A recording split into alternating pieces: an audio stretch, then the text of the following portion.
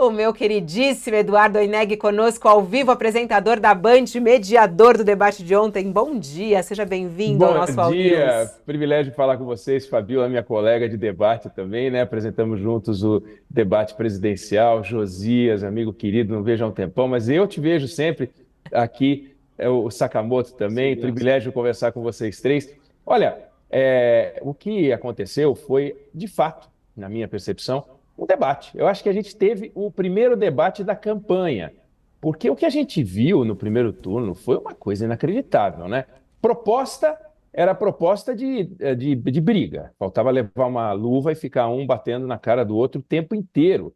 Acho que o primeiro debate da Band do primeiro turno, ele se assemelhava um pouco ao primeiro dia de aula dos alunos na escola, que ninguém sabe muito bem se o que está sentado na poltrona da cadeira do lado vai ser amigo ou inimigo, se é o fortão da classe, se é o bobão, se você está indo para a turma dos que são mais estudiosos, os mais bagunceiros, então fica todo mundo se estudando. Então, no primeiro turno, o Marçal do debate da Band não foi o Marçal dos outros debates. Ali ele colocou um pouco da semente, mas ele não, depois ele mostrou o que ele pretendia, e isso valeu para todos os candidatos, né? Nesse primeiro debate, não dava para imaginar que eles iam ficar se atacando, xingando, dedo na cara. Então teve proposta, teve uma discussão de programa assim. Agora, é muito tenso, né? A Fabiola teve esse privilégio já, vocês já participaram de discussões, entrevistas, debates. O papel do mediador, a gente fica de olho, assim como o árbitro, né? Fica de olho para ver se o sujeito está fazendo falta por trás, se o camarada tem que levar cartão amarelo, cartão vermelho. Às vezes alguém pergunta: e como é que foi o jogo? Vocês foi um sucesso, não dei um cartão, então foi bom. Não significa que teve gol, não teve gol, foi 3-0, 0-0, não importa. Importa o seguinte: as regras foram cumpridas, foram cumpridas. Teve um pedido de direito de resposta, o que é incrível. Basta ver que em alguns outros foram vários pedidos de direito de resposta. Dessa vez, no debate 1 a 1, não dá nem para o candidato escolher para quem ele vai fazer a pergunta, porque só tem um, e o que vem em seguida já tem um direito de resposta, porque é a hora dele falar. Então, seria natural que o direito de resposta fosse É só mais no final do natural. bloco, que é o que previa a regra. Agora, Oineg, a gente viu ali a volta da plateia, né? E você a todo momento fala, por favor, silêncio, por favor, silêncio. De certa maneira, isso é bom ou ruim para o debate na sua análise? É claro que você tem que mandar eles ficarem quietos ali, mas traz, para quem está assistindo, isso traz uma sonorização para o debate. Atrapalha ou não, hein? Ou vira um palco mesmo, porque é um espetáculo também, não deixa de ser, né? Veja só, primeiro que está na regra, que foi aprovada pelos candidatos. Então, está lá dizendo que a plateia não pode interferir. Então, se eu não faço o papel de pedir silêncio, eu não estou cumprindo a regra. Então, eu tenho que pedir silêncio. Agora, qual é a ferramenta que eu tenho? Extintor de incêndio não funciona. Dizer que vai esvaziar a plateia não faz o menor sentido. Então, você pede para que as pessoas se contenham e, de fato, se você não falar nada, aquilo vira uma reação a cada resposta ou não resposta. Então, de certa maneira, o papel do mediador é pedir para que as pessoas não se manifestem. E as pessoas tentam se manifestar aqui ou ali de uma forma um pouco mais contida. Tinha 100 pessoas lá naquela plateia, dá para ver na imagem que você acabou de mostrar, Fabiola, não é uma plateia enorme, são 100 pessoas. Aí tinha convidados da Band e convidados dos candidatos. Então, obviamente, basta ter 30 pessoas de candidato batendo palma, gritando, que faz uma arruaça, vaza pelos microfones, né? Se você for contar quantas vezes eles interferiram, não é tanto assim. Mas eu concordo com você. Se fosse definir uma regra, não iria impor o silêncio. Só que quando você não impõe o silêncio também, para quem está assistindo é divertido, mas olha o que acontece, você tem que esperar todo mundo parar de falar. Eu adoro tênis.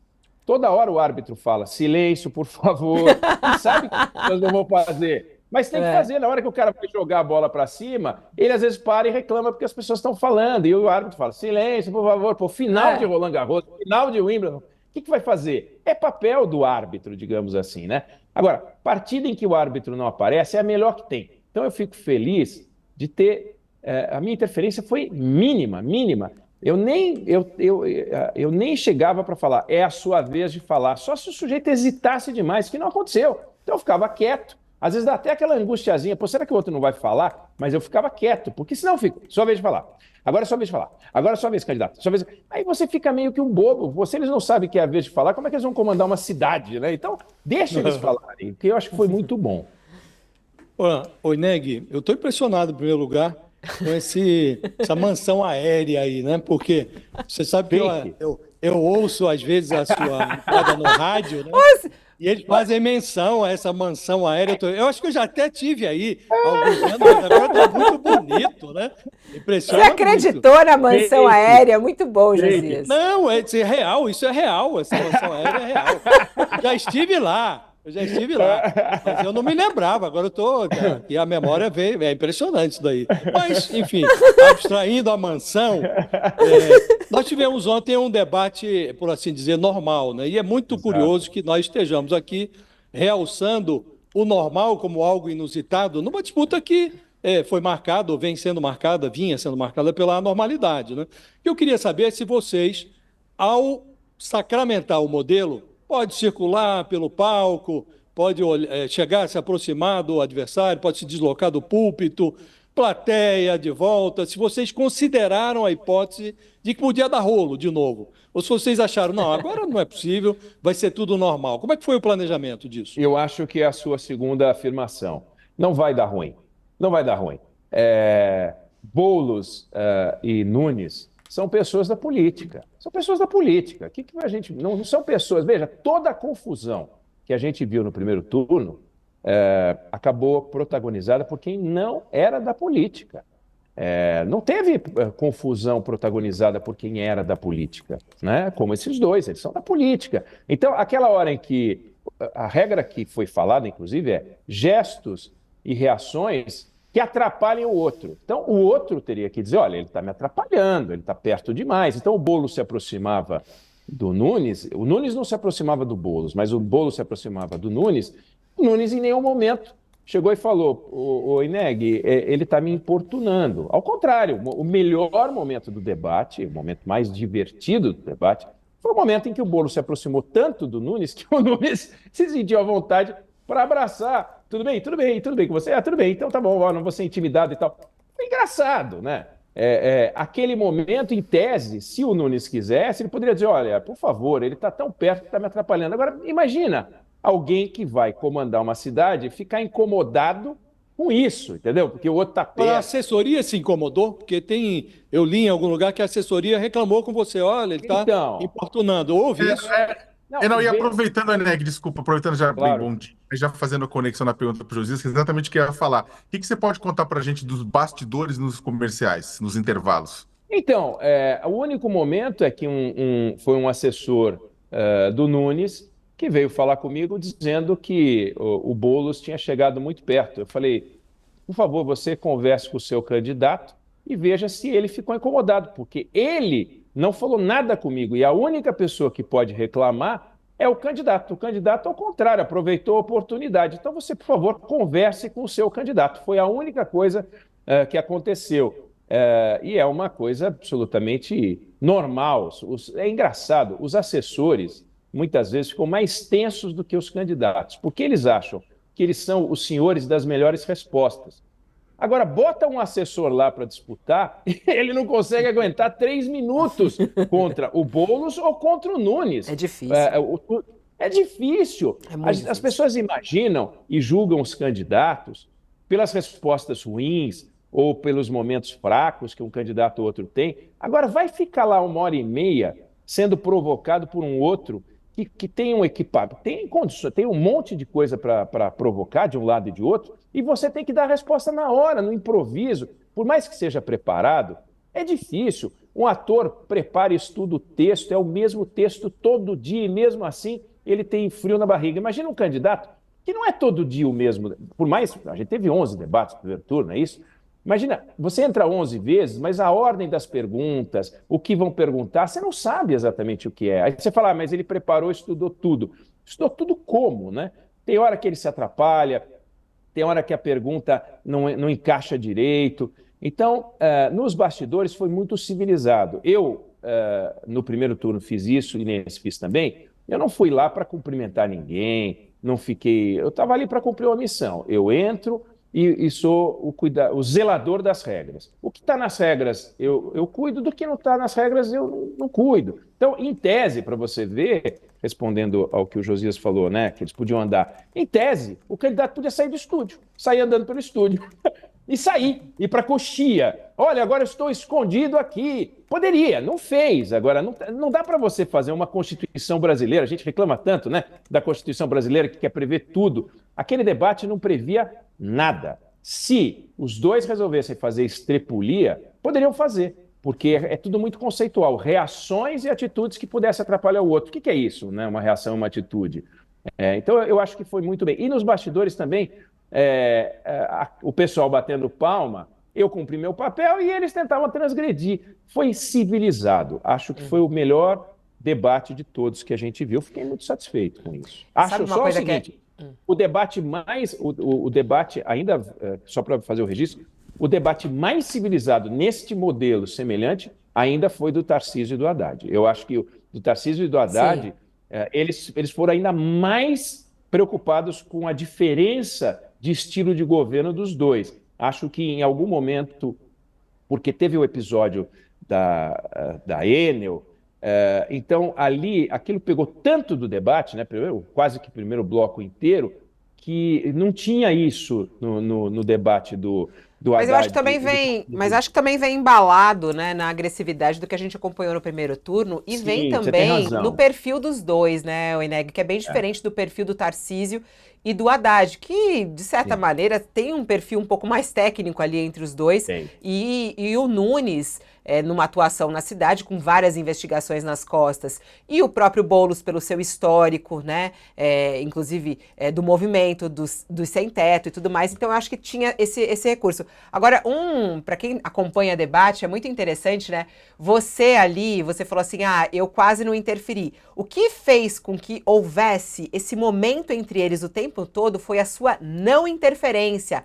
Eles levantavam a palavra e os cronômetros iam correndo sem você ter que falar, agora Nunes, agora Boulos. Porque quando tem um confronto entre os dois, isso no banco de tempos é muito interessante, porque eles ficam livres a debater sem qualquer interferência sua, né? E você ficou ali quietinho como plateia praticamente, né, Oineg? Sim, e em alguns momentos dá uma certa preocupação, porque tinha hora assim, o Boulos está falando, aí o Nunes fala uma palavrinha, do tipo, você acha mesmo? Ele falou em cima do Boulos, né? E vice-versa, o Boulos falou em cima dele. Agora, já pensou, se a cada vez que isso acontece, eu digo, o senhor está falando em cima do outro candidato.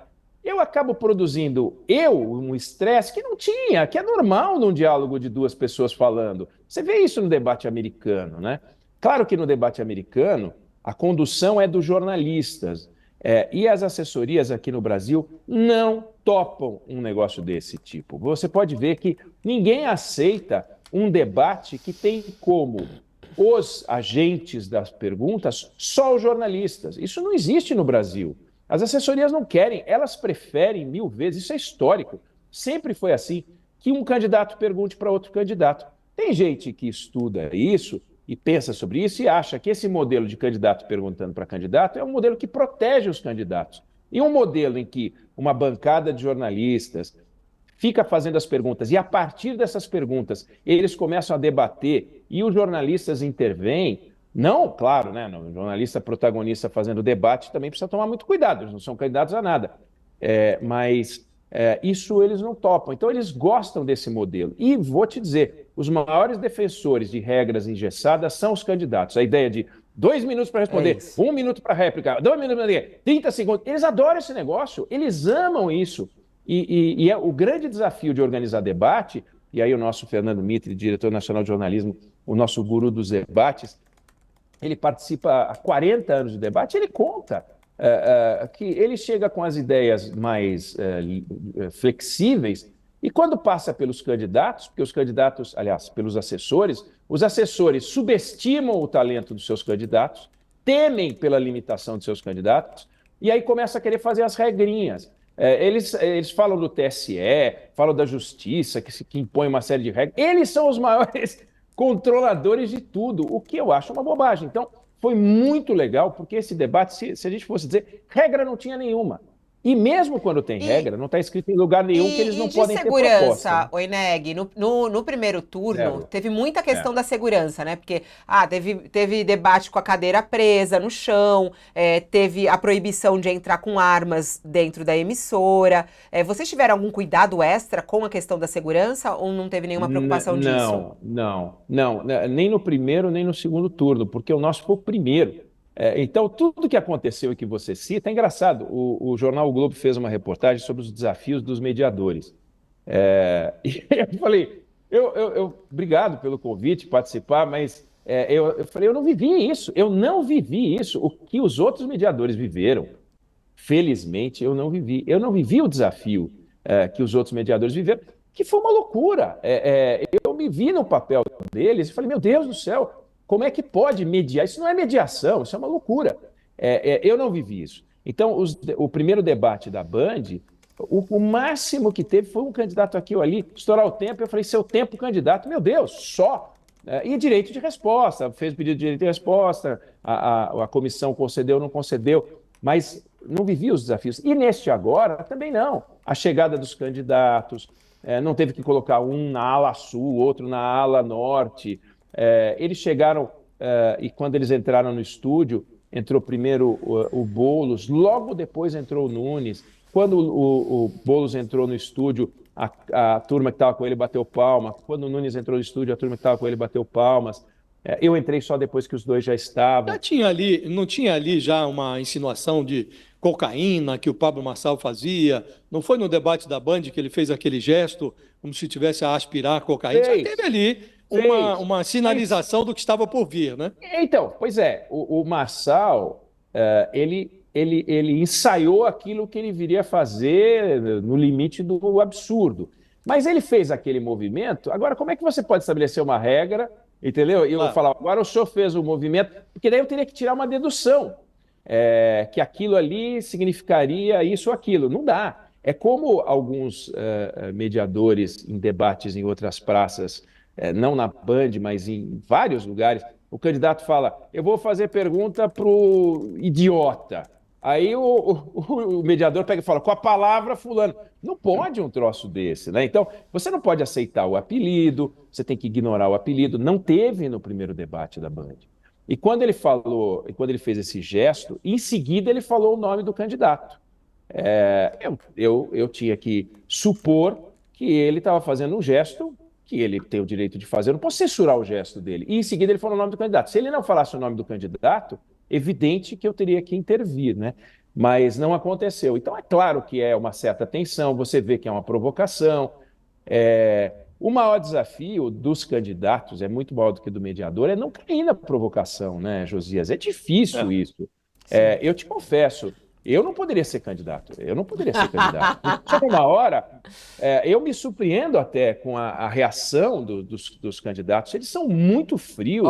O Eneg, você da Band, aí você sabe que tem um histórico aí, apresentador da Band pode virar candidato. Pode. Você sabe que tem um caminho aí, tem uma trilha aí que eu não sei como é que funciona, mas é uma estrada aí da Band que eu não sei como é que é. De repente você cai num palco aí, eu nunca pensou nisso, não? Você sabe, Fabiola, tem uma história, eu estava falando sobre o político, ele é feito de material genético diferente. A Daniela Pinheiro fez uma reportagem, acho que foi para Piauí. Ela fez uma reportagem sobre o José Dirceu. Ela estava jantando com o José Dirceu e lá pelas tantas, um sujeito incomodado com o José Dirceu, irritado, lava-jato, aquela coisa, se aproximou da mesa, é uma coisa que ela viu, não é que contaram para ela. Tocou no ombro do Zé Dirceu, cutucando o Zé Dirceu. Imagina isso. Aí o Zé Dirceu vira, o cara esculhamba o Zé Dirceu.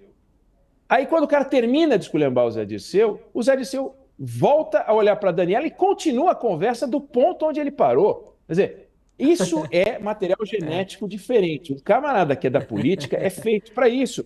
Eu não sei como seria o Sakamoto, o Josias, você, Fabiola, quem está nos assistindo agora. Mas, pô, você é provocado desse jeito, a tua reação é levantar, jogar um copo de suco e tal.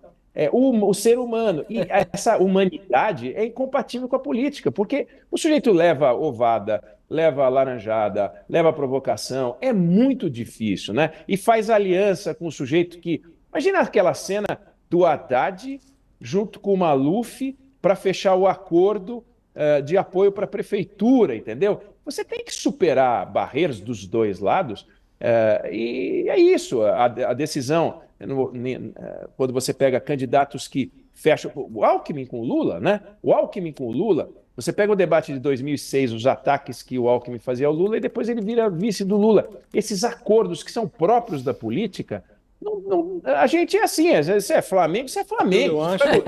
Fabiola, eu acho que o Oineg está justificando muito, ele já estudou o assunto, acho que ele está cogitando a hipótese, viu? Oi, Neg, a gente tem que te liberar aí, que você tem uma agenda. Mas, ó, só para dizer, quem ganhou e quem perdeu o debate da tua análise, hein? Eu acho que vou falar aquela resposta maravilhosa. Eu acho que ganhou quem assistiu.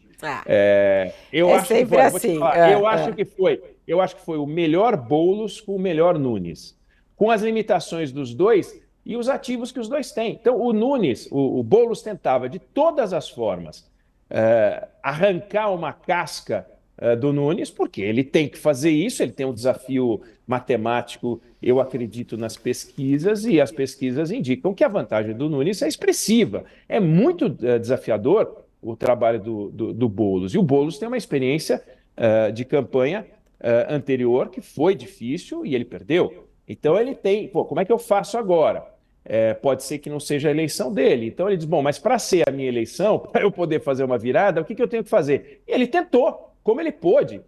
Ele tinha o episódio da Enel para atacar, ele tinha coisas para falar em várias áreas e falou tudo que ele tinha. O Nunes também, acho que foi o melhor Nunes de todos.